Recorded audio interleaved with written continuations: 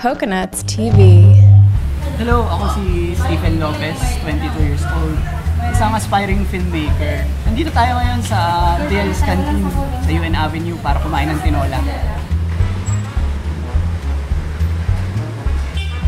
Well, ako dati akong nurse, tapos ginawa ko naging editor ako. So, yun, ginagawa ko ngayon, nag-e-edit usually yung mga racket ko. Tapos, sa ngayon, nagsusulat ako. May sinusulat akong pelikula. Mahilig ako sa mga sabaw, tapos mahilig din ako sa masarasang pagkain.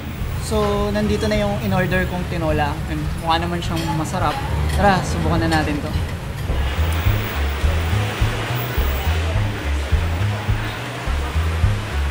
Okay naman siya. Hindi siya yung maalat or yung masyadong matabang. Yung tama lang na tinola. Tapos, lasang-lasa mo naman yung manok tsaka dahon ng sili. Yun naman yung mahalaga sa tinola. Tapos yung papaya, so manamis-namis yung tinola nila.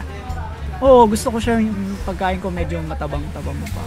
So, ayoko yung sobra-sobrang maalat o yung sobra-sobrang maanghang. Gusto ko yung nagdadagdag ng mga element na yun sa pagkain ko. Mahirap i-describe yung lasa ng dahon ng sili. Kumbaga, siya yung nagpapa-unique dun sa tinola na chicken soup. Yung masasabi ko naman dun sa chicken, hindi siya yung maanggong manok, yung alam mong matanda ng manok. Malasa siya na manok, so fresh pa ibig sabihin. Lutong-luto naman. Talagang malambot yung manok eh. Halata naman sa lambot ng manok tsaka lambot ng papaya. Gusto ko maging filmmaker kasi yun yung hilig ko eh. Yun yung bagay na sabi ko, pwede ko itong gawing habang buhay. Mahirap siya kasi una sa lahat, hindi yun yung background ko. So parang kinailangan ko aralin uli lahat from scratch.